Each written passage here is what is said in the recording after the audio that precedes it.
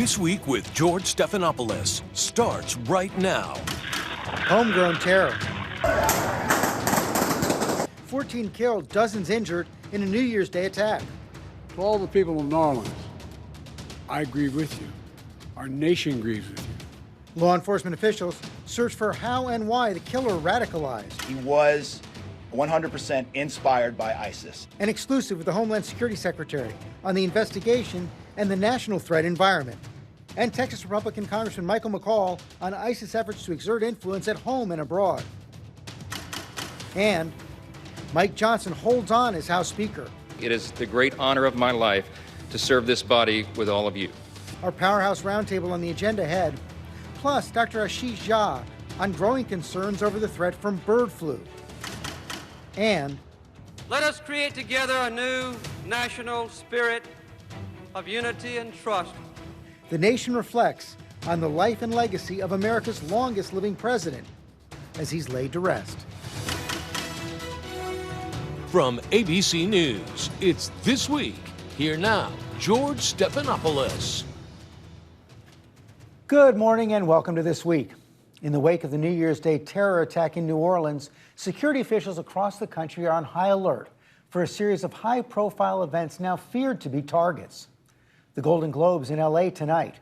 The certification of the 2024 election at the Capitol tomorrow.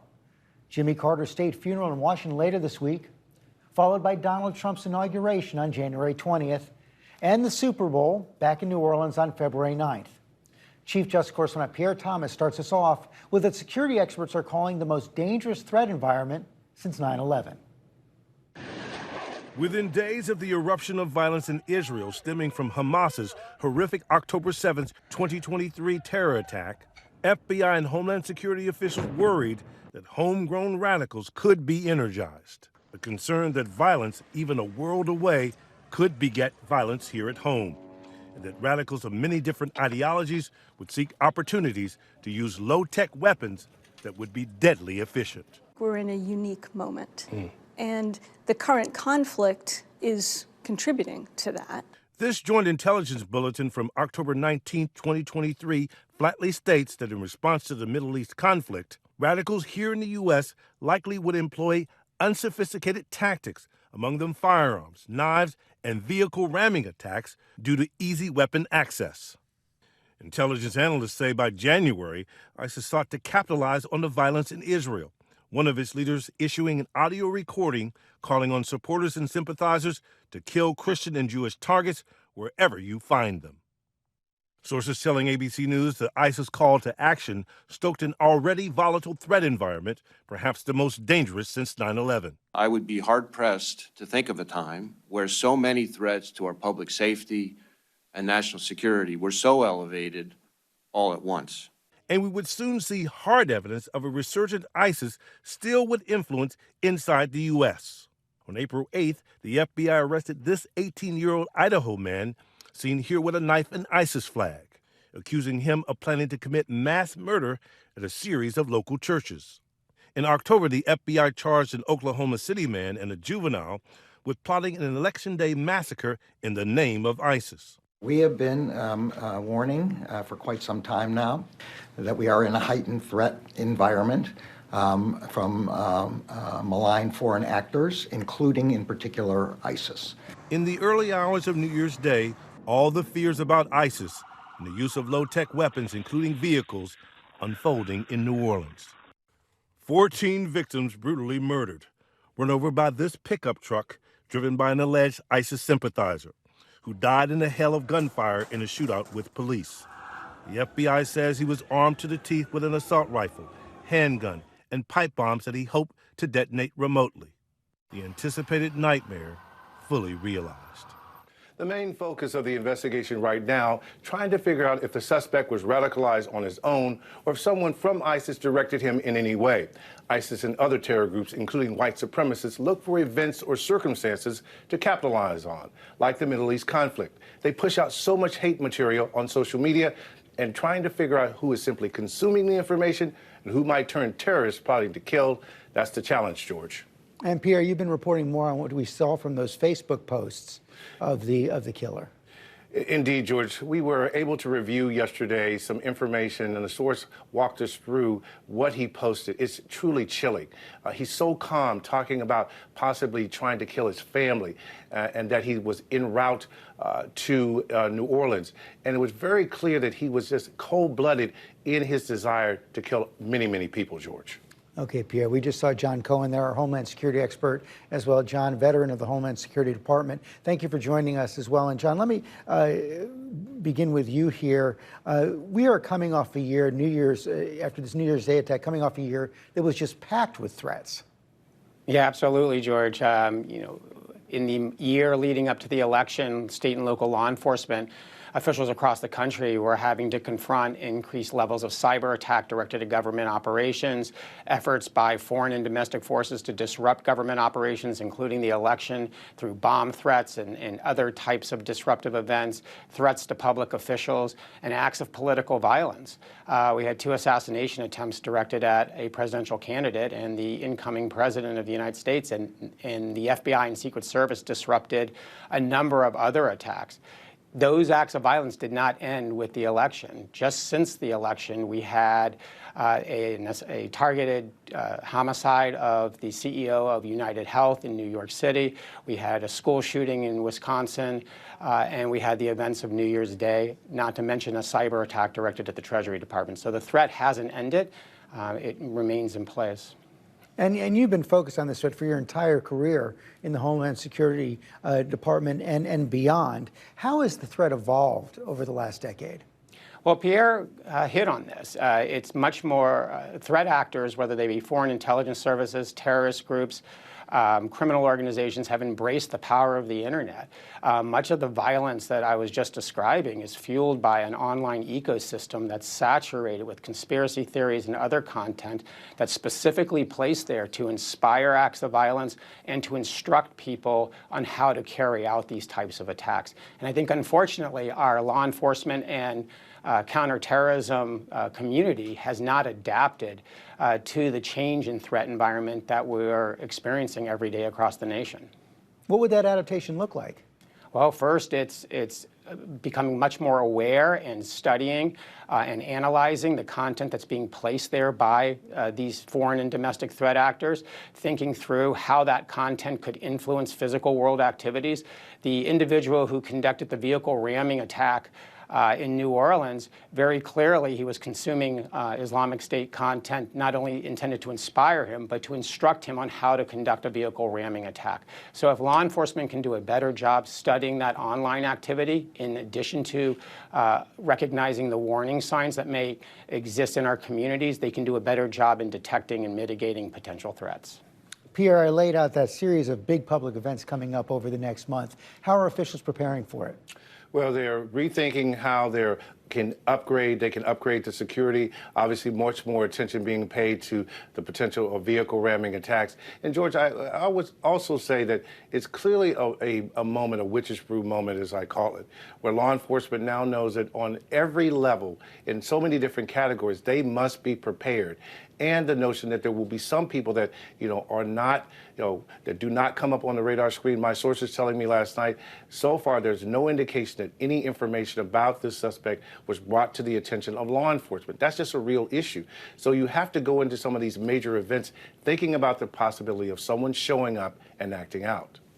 This week, we also saw that explosion and suicide outside the Trump Hotel in Las Vegas. No connection between New Orleans and Las Vegas except John Cohen. Both perpetrators, veterans of the military. We're seeing increasing radicalization among former military members. How serious a threat?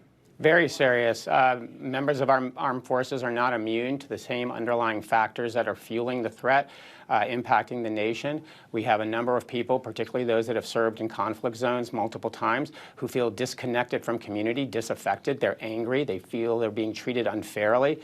They're spending significant periods of time online consuming content that's placed there that's intended to exploit the divisive issues or those very issues that may be causing that anger. And increasingly, we are seeing people come to believe that violence is the only acceptable way to express their views, and they're going out and conducting attacks. During the beginning of the Biden administration, there was an effort to better understand the impact of radicalization on our armed forces, as well as within our law enforcement community, but quite frankly, those efforts didn't really go very far. John Cohen, Pierre Thomas, thanks very much. Let's talk more about this now with the Homeland Security Secretary Alejandro Mayorkas. Secretary Mayorkas, thank you for joining us this morning. We just heard Pierre Thomas describe this as a witch's brew moment. Do you agree? It's something that we've been discussing publicly for quite some time, George. We have a heightened threat environment, as Director Wray and the Attorney General both articulated, and we've been saying this for quite a number of months.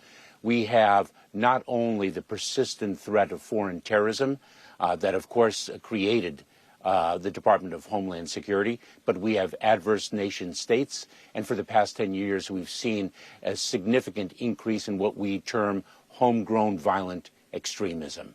It is a very difficult threat landscape, and it is why that we as a community, not just the federal government, but state and local officials and residents need to be alert to it and take the precautions necessary to avoid violence from occurring.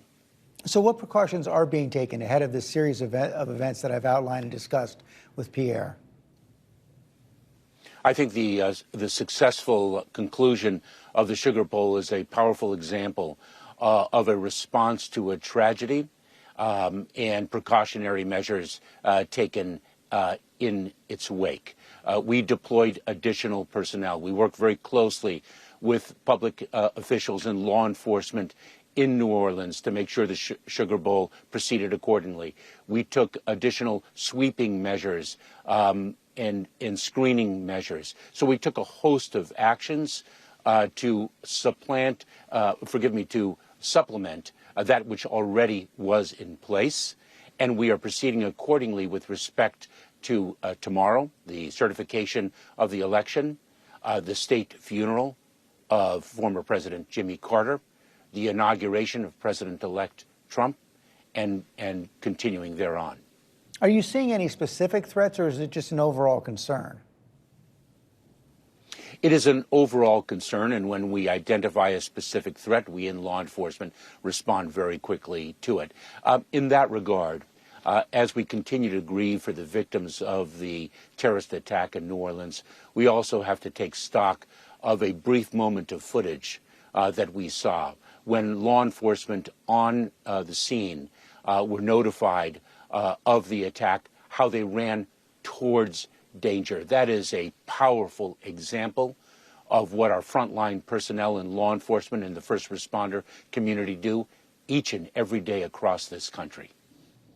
Well, one of the things we saw in the wake of the New Orleans attack, former President Trump immediately went on True Social and talked about open border policy leading in some ways, suggested it led in some ways to this event, echoed by something that the new Speaker of the House, Mike Johnson, also said on Thursday of this week. I want to play that.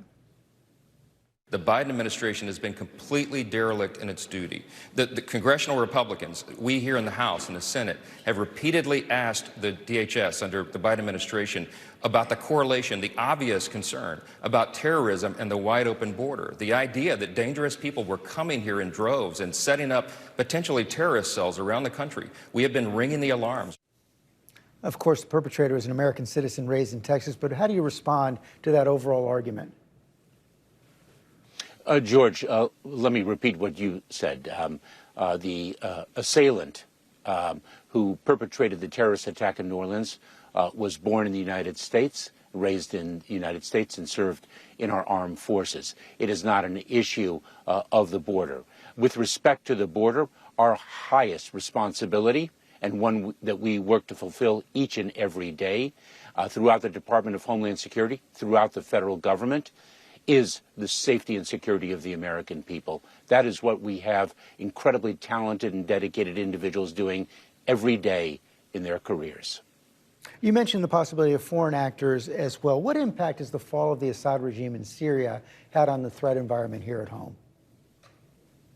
We're very concerned about the instability that has resulted from that, and whether, in fact, it creates some space for the reemergence of ISIS in Syria. And ISIS continues to seek to radicalize individuals outside of the Middle East and throughout the world, and that is something that we are, of course, also very focused on. And John Cohen, the expert you had earlier, with whom I have worked very closely for many years, correctly spoke of.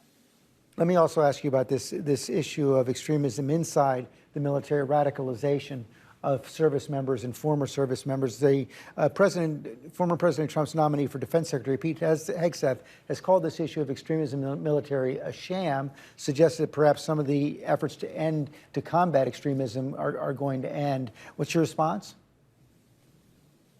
I would say this, George, the phenomenon of radicalization of individuals is not limited to the military. It is something that we are very focused upon in society writ large. The military is not immune to it, nor is the federal workforce, but this is something that we have to address as a community, not politicize, but rather be united in confronting and combating. There's always a concern that bad actors are going to try to exploit times of transition in order to attack. What kind of coordination have you had with Governor Kristi Noem, who's been nominated to be your successor as Homeland Security Secretary, particularly as we focus on the inauguration? I have spoken with Governor Noem a number of times, including on New Year's Day and immediately thereafter with respect to the horrific terrorist attack. And we have spoken substantively about the measures that we take, and I am incredibly devoted to a smooth and successful transition to the success of Governor Noem, should she be confirmed as the Secretary of Homeland Security. And I very much appreciated her focus on the substantive issues that we were discussing. Secretary Mayorkas, thanks for your time this morning. Let's get a Republican response now from Congressman Mike McCaul, the former chairman of the Homeland Security Committee, also the former chairman of the House Foreign Affairs Committee. Congressman McCaul, thank you for joining us. Yeah, thanks for having me. This morning. What are the big questions you have about the threat environment right now? Well, I think it's a rising threat. When I chaired the Homeland Security Committee, we had a lot of external operations, like explosives on airplanes. Then it morphed into radicalization on the internet. I think you asked that question earlier about the evolution of the threat. And so particularly I would say the New Orleans case was radicalization online. But what we're worried about in that case is his travels to Egypt and what was going on there. He was involved with a rare bomb-making material that was not available in the United States. So I know that they're saying this is, kind of a lone wolf type situation, but there are seem to be some real ISIS connections here that need to be followed up. And I know the FBI and Homeland are working very diligently, scrubbing through the hard drives, laptops, and cell phones to find out what happened, but also what was he doing in Egypt for a month. He comes back. It reminds me so much, George, of the Boston bomber who traveled to Dagestan, came back, and then built this pressure cooker bomb that led to the deaths of so many people in that marathon. What's your advice to the incoming Trump administration on what their top priorities should be right now to address this threat? It's real. I think there's an uptick in it. I think the Christmas market vehicle attack, it's an easy way. It's like a killer machine, a vehicle that can be easily used. And I think they got to be very focused on this. The other thing, George, I'm very worried about is with the fall of Afghanistan and the debacle and with what happened there, we are seeing a resurgence of ISIS and ISIS-K in the Khorasan region between Afghanistan and Pakistan that concerns me greatly. We have seen, we know that 8 ISIS individuals have entered the United States through that. So you really have 2 types of threats. One is operational. The other one is inspired attacks radicalized over the internet. They're both equally lethal, and they need to be focused on to stop it. There are usually warning signs, though, In these cases, I don't really see a whole lot of warning signs, at least so far, other than right before the attacks. We have to pay attention to the social media and connect the dots before these events happen. Before you go, I also want to ask you about Ukraine. You've been a strong supporter of aid to Ukraine as chair of House Foreign Affairs Committee. Do you believe that former President Trump shares your sense of urgency there? Well, I do believe Keith Kellogg, the special envoy, talked to him many times, believes that we cannot afford to lose Ukraine to Russia. That would be a horrible foreign policy decision that would put us in the position of losing to Russia in Ukraine and threatening Eastern Europe. And the fact is, George, I can't overemphasize, as I have to my colleagues, it's not just Putin. Putin is aligned with Chairman Xi in China, who threatens the Indo-Pacific. He's also aligned with the Ayatollah in the Middle East, who we have seen threaten Israel. And they're all in this together. And Kim Jong-un has sent 10,000 troops of his own to fight Ukraine's. I just think that they're all in this together. We got to take it seriously. If we can negotiate a peaceful settlement, great. But I think the Ukrainians need more leverage that the current administration has not given them. And when they have that leverage going to the table, they'll have more, I think, power. But I guess I'm going to go back to the question. Do you think that President Trump has used that leverage effectively in the past? Is he prepared to use it in the future? The what now? Do you think that former President Trump has used that leverage that you discussed in the past? Is he prepared to use it in the future? Well, I don't think the Biden administration has given them the leverage. And I think President Trump does want to end the war, have a peaceful negotiation. We're all for that. But it's got to be on terms that do not throw Ukraine under the bus. They were thrown under the bus in the Budapest agreements, where they gave up all their nuclear weapons in assurance for security. And guess what happened? There was none. And if there is a deal cut, we have to have teeth in that enforcement agreement such that if Russia ever invades again, there will be consequences, because they gave up all their nuclear weapons, Ukraine did, and there was no response after the Budapest agreement on that. I think NATO is stronger now, and I hope the president recognizes that. They're an important ally. And just as I went to battle the Bulge and honor those troops, 1939, history does repeat itself, and we're seeing a threat in the Indo-Pacific and in Europe, very similar to what we saw in 1939. Congressman McCaul, thanks for your time this morning. Thanks, George. Coming up, remembering the life and legacy of former President Jimmy Carter. We're back in a moment.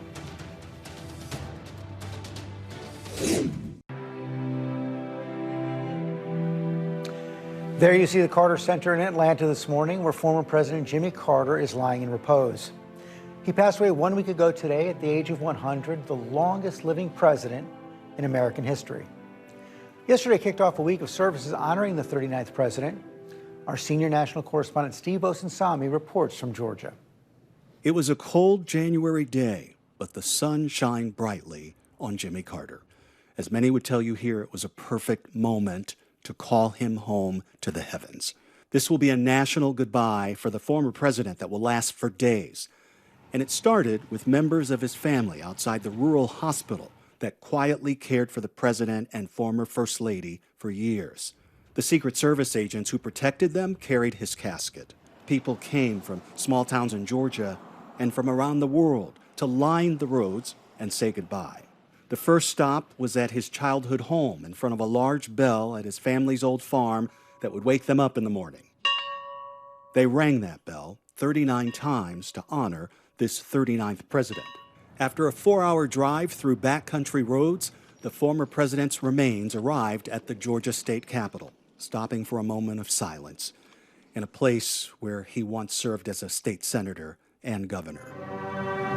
Ready, stop. Before he died, the former president insisted that the first event of his funeral take place at the Carter Center in Atlanta, in front of the staff, scientists, and peacemakers who he worked with over the years to help improve lives around the world. Celebrating this incredible life, and a life that I think we can all agree is as full and powerful as any life can be.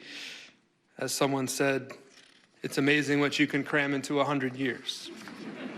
Carter's one-term presidency wasn't as beloved as his time afterwards. His genuine accomplishments on the world stage were overshadowed by high inflation at home and by a hostage crisis in Iran. But it helped set the stage for his time after the White House, where he redefined what it means to serve one's country, from building homes for the poor with Habitat for Humanity to ending diseases with his team of experts at the Carter Center. It would win him the Nobel Peace Prize in 2002. But he would never forget where he came from, always coming home to Plains, Georgia, where he and the love of his life, former First Lady Rosalynn Carter, lived out their years.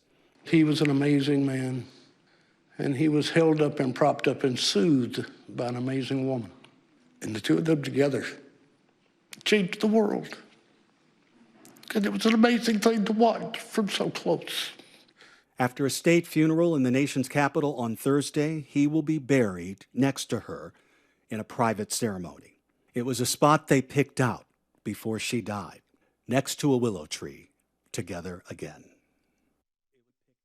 Here at the Carter Center, people have come through the night to pay their respects at the visitation inside. Outside, they're leaving flowers and jars of peanuts at the sign directly behind me.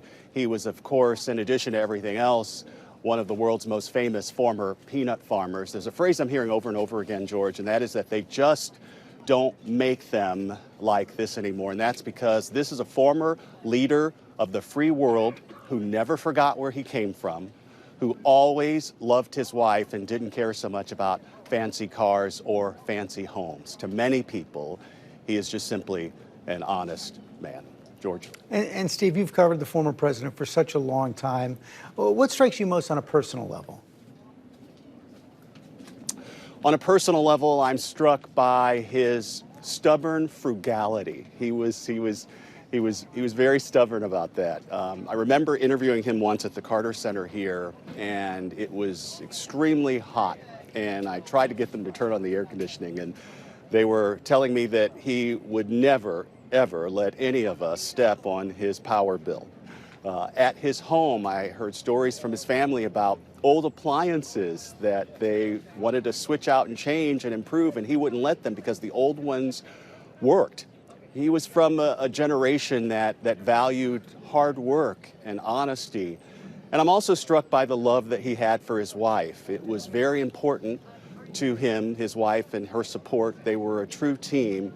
And as he said, it was the love he had for her that powered him through this world and was going to get him into the next. George. Yeah, and marrying her, he said, it was the best decision he ever made. What more can we expect this week as the former president makes his way to Washington? The visitation here in Atlanta continues until Tuesday morning. Then his remains will be moved to Washington, where there will also be another public visitation. Then the state funeral is scheduled on Thursday, where President Biden will deliver a eulogy. After that, President Carter will head home here to Georgia for a private ceremony at his home, where he will be buried alongside his wife. And George, it will be a spot that he and his wife picked out together before she died. George. And I know you'll be part of our full coverage. That all starts on Tuesday. Steve Osunsami, thanks. We'll be right back with the Roundtable. The American people have called on us to reject business as usual and throw out the status quo. We must and we will heed their call. Working together, we have the potential to be one of the most consequential Congresses in the history of this great nation. So long as we work together, we do the right thing, and we put America first. House Speaker Mike Johnson reelected on Friday after a couple of ballots. One of the things we're going to talk about on our roundtable with former DNC Chair Donna Brazile, the executive editor of the Associated Press, Julie Pace, New York Times national political reporter Astead Herndon, and the Manhattan Institute president Reihan Salam. Thank you all for being here this morning. Julie, let me begin with you.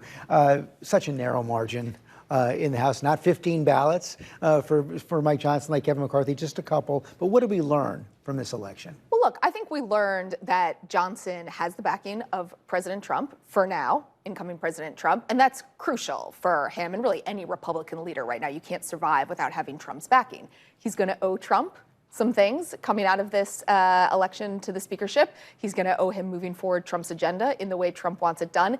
And that's going to be the challenge, because within that very narrow Republican majority, there are big differences in how to enact that agenda, particularly around how you offset the extension of the Trump tax cuts, how you make sure that you're not adding to government spending here. You're going to see moderate Republicans who are going to be resistant to some of the really steep spending cuts that would be required to pull that off. And that's even before you get into raising the debt ceiling, any of the immigration policies that Trump wants to enact. So a win for Johnson for now, but a lot of challenges to come. Reihan, what, if anything, did President Trump give up in order to get those few votes that he needed from Mike Johnson? Well, I don't think he gave up very much. I think fundamentally the president-elect has an enormous amount of authority, and much of the opposition you've seen from the House Freedom Caucus has been more procedural and personality-based than really ideological. What we're seeing is, for now, the enormous leverage that the president-elect has within his party. Mm-hmm.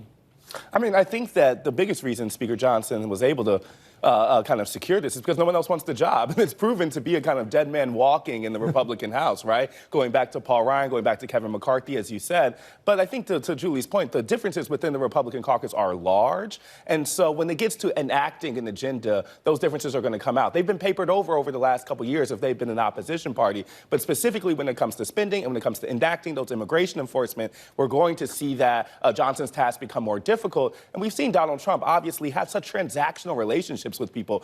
Speaker Johnson's working for him right now. The question is, will he be working for him in 6 months? Hard to imagine any Democrats voting for any part of that agenda, at least right now. Why? I mean, there's no reason. I mean, I thought Leader Jeffries laid it out really well when he said, here are the areas where we can agree. We can agree that we can fix the borders, but we need comprehensive immigration reform. We can agree that we can raise the debt ceiling, but we're going to protect entitlements, Social Security, Medicare. Look, as an old House staffer, it's always interesting, George, to watch the first day, the swearing-in ceremony, to see the Democratic caucus, the most diverse caucus in American history. But to look at my Republican friends and to see the struggle that they're going through, watching Steve Scalise counting the votes. This is going to happen on every vote in the House from now until they secure more members. I believe that Speaker Johnson will have to call on Hakeem Jeffries to help pass crucial bills like the March 20th reconciliation, like the debt ceiling, and perhaps much more. Well, that's going to be the big question, Julie Pace. 53 Republicans in the Senate, not 60. Mm-hmm. So the question is for President Trump, can he get all of his agenda into this reconciliation package, which only requires a majority, or will he need Democrats? Well, and that's what he wants. He wants to get everything together at once. And some of this is because, any president, even a president like Trump, who has such consolidated power within his party, you have a pretty narrow window to get big ticket items through because you start getting into those midterm cycles. And again, your more moderate swing district members are going to be very cautious on what they're voting for here. So how they do this procedurally, procedure doesn't tend to be the most exciting thing to talk about, but actually the procedural process is going to be really crucial for them. In this case, Reihan, that's true. I mean, reconciliation is a term that most Americans don't understand in terms of the budgets, but it's crucially important because then you only need a majority. You don't need the 60 votes. He's got to cram his entire agenda into that package. Well, he doesn't need to, and that's why Senate Majority Leader Thune has been saying, guys, let's focus on a more encompassing, broad-based, potentially bipartisan package on defense, on the border. Now, right now, President-elect Trump is resistant to that, but that's the kind of package that could build momentum, political momentum, legislative momentum, that would then help grease the wheels for the more difficult fiscal policy questions coming down the line when it comes to extending the tax cuts. But one macro point I think can't be lost here is that the difference between Trump the first time and this time is that Republicans have been talking for the last 4 years about how they felt thwarted in the first Trump administration by congressional Republicans. And so there is a base of Republicans that will be pressuring their members of Congress to enact Trump's agenda in full, and I think a different way. And so I know that there's procedural questions are key, obviously, this year, but I think we're going to see a Trump administration that's less willing to kind of go through that type of steps and more willing to be creative about how to make this agenda happen in a way that it can even blow up bureaucracy and all those other things. I think we should think of them going around Congress as much as we think of how they're going to get through Congress. You can't go around Congress on the debt limit. So for sure. I'm talking about things like immigration, though. Right, but on the debt limit, you've got so many Republicans who said they're never going to vote for an increase in the debt limit. President Trump, of course, needs to extend it. Yeah, time. Look, he tried to get it eliminated so that he could, get his way coming when the extension is over with. The fact is Mr. Thune has said that he's going to preserve the filibuster. That's a math problem in the United States Senate. It's a math problem also in the House, George, because Speaker Johnson is about to lose 2 House members who are nominated for important positions in the Trump cabinet. So this math problem is not going to work in the Republican favor unless they understand that they need to come to Democrats. There are Democrats who supported some of Trump's agenda in the first term. I am sure that the president, once he decides to open the door, he might get a few, but he's not going to get a few by bullying Democrats and threatening to primary Democratic members. And Donna's earlier point is a good one. What is the incentive for Democrats to help push any part of the Trump agenda forward? If they can get something out of it, then you could see, on certain pieces of this potentially. But right now, Democrats have very little incentive electorally or from a policy standpoint in doing that. One of the first orders of business that former President Trump has promised, of course, is pardoning the January 6 rioters. Tomorrow, the anniversary of the January 6 riots, the new certification. We talked about the security threat, Astead, Herndon, but in your paper this morning, New York Times, a great chronicling of the remarkable transformation of the view of January 6 created by President Trump. Absolutely, and this has been a Republican effort that started in the weeks after the January 6th attack. I remember writing a story January 17th, just 11 days after the attack, about how Republicans were warping the language around the January 6th and tying a different narrative. I was outside the federal prison where January 6 prisoners were the day that Trump was indicted himself, and they knew at that time that him getting elected meant they had an opportunity to be pardoned. This has been the thing that Trump talks about as his rallies, and for the most fervent part of his base, they are fully engulfed in a warped language that has completely misrepresented the type of actions we saw on that day. They have turned it from something that was a shameful act that was kind of universally condemned on that day to being something to actually rally around, and it speaks to, I think, the misinformation ecosystem that's taken root among a bunch of people. Is there any risk for President Trump in those pardons?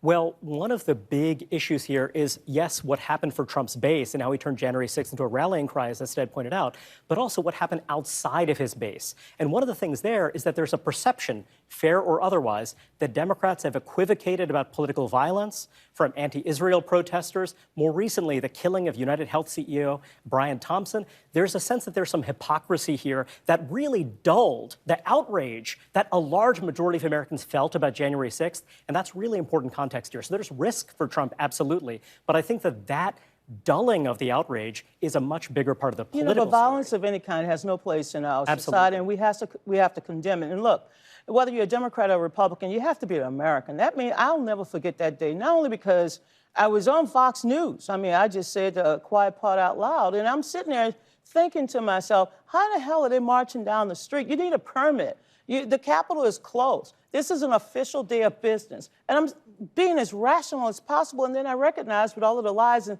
disinformation that people actually thought that they could stop the peaceful transfer of power. Seeing the news, seeing the policemen, the police officers, people that I have worked with, had seen all my young adult life on Capitol Hill. And those police families are still hurt. D.C. still feels wounded by what happened on January 6th. So I really do believe that tomorrow you're going to see a different picture. You're going to see a vice president, much like Mike Pence, stand before the nation for the peaceful transfer of power. We have to return back to those norms that made this country what it is today. We're also going to see Julie Pace at the end of this week, a remarkable moment, the sentencing of a former president for a felony. It is incredible to think about, where we were a year, 18 months ago in terms of the legal threats against President Trump. We will see a final sort of piece of that this week with the sentencing. Almost certainly the judge has already signaled this. No jail time, given that he's about to serve as president of the United States. But those legal threats against him actually ended up being a political force for good for his prospects. He really was able to use the prosecutions to argue that he was being targeted, that these were politically motivated, and we saw that a large portion of the American public believes that. He goes into office now really being able to, I think, put that part of his life behind him. And Julie, just to build on that, you have in New York City right now where there are being people who are being set on fire in the subway system. There's a real sense the city is going out of control and that local prosecutors haven't done their part on that front, but that many of them sought what many Americans see as political vendettas. That's something that has been very enervating and demotivating and demoralizing for a lot of Democrats right now, and we'll see where it goes from here. There's so many what ifs, right? What if it was the January 6th case that went first? Would those legal problems have had a bigger type of political effect? But when we think back to early 2023, the reason Democrats thought that President Biden was okay, right? The reason, the get out of jail free card they had for themselves was they thought that Trump's legal problems were going to mean he was inherently invalid as a presidential candidate. That this week closes the chapter on that book. Not only was that not true, it actually propelled him back to the White House. That's all we have time for today. Thank you all very much. We'll be right back. The Biden administration is taking new steps to fight bird flu, directing hundreds of millions of dollars towards battling the virus that has spread widely in livestock and infected dozens of farm workers.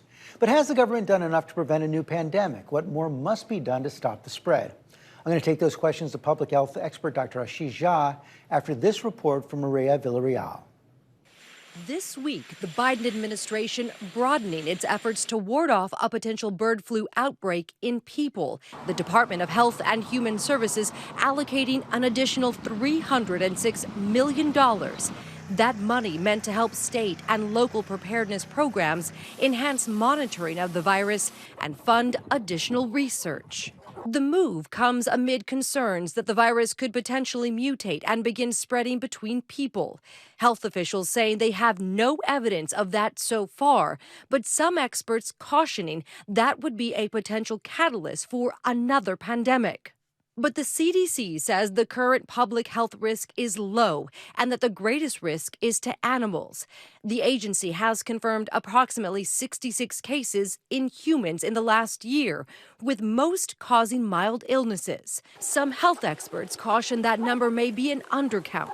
They're monitoring more than 10,000 exposures, but they've only tested 530. What does that mean? That means we're not testing enough. And we know from other viruses that a lot of the spread can be asymptomatic. In December, an unidentified 65-year-old Louisiana resident with underlying medical problems became the first severe case in the U.S. There are spillover risks, and that's what we're seeing right now, which is when a virus comes from an animal population into the human population. The patient had been in contact with sick and dead birds in a backyard flock. The CDC analyzing the virus within the patient, finding a concerning new mutation that hints at a better ability to infect people. But officials say the risk to the general public remains unchanged. So far, there has been no evidence that the virus is spreading from person to person. But the bird flu virus is widespread among livestock. All 50 states have outbreaks in poultry, and 16 states have outbreaks in cattle. For this week, Mireya Villarreal, ABC News.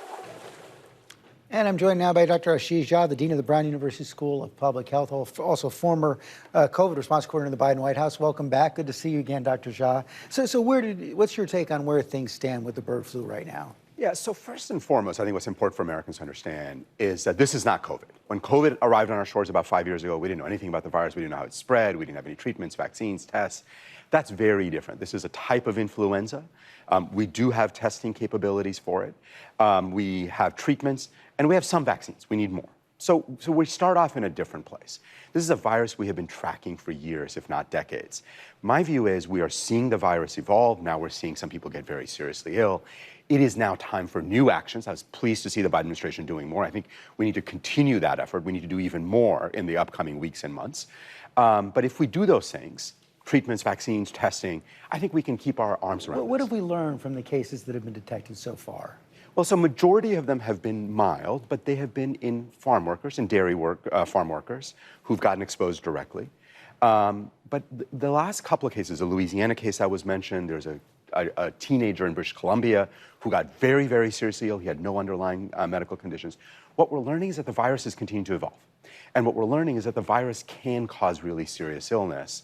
And so that's what we have to prepare for. And the dangers, of course, it just takes one mutation to create the possibility of human-to-human transmission. That is the thing that we're all going to pay very close attention to. We haven't seen it yet, but just because we haven't seen it yet doesn't mean it can't happen.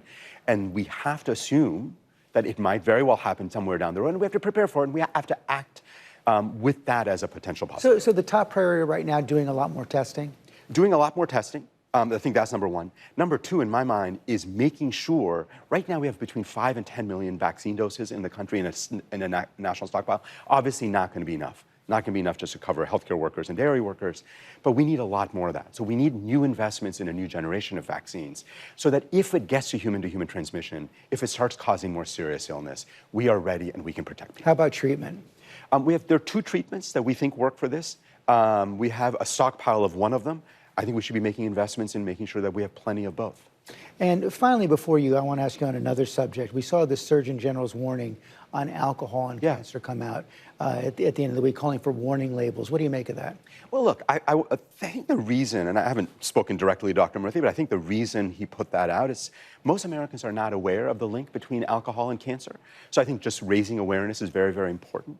The question I'm getting asked is, well, what does this mean practically? What should I do? Is it safe for me to have a beer at a ball game? I think the answer is yes. Is it reasonable to have a glass of wine with dinner? The answer is yes. Now, if you're a very high-risk person, somebody who has a very strong family history of cancer, somebody who's a smoker, alcohol can increase your risk further. You may want to think twice about drinking a lot of alcohol. But the key issue is alcohol in moderation is still, I think, relatively safe, maybe has a small impact on cancer risk.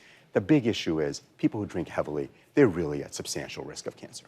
Dr. Jha, thanks as always for your insight. Thank you. That is all for us today. Thanks for sharing part of your Sunday with us. Check out World News Tonight, and I'll see you tomorrow on GMA.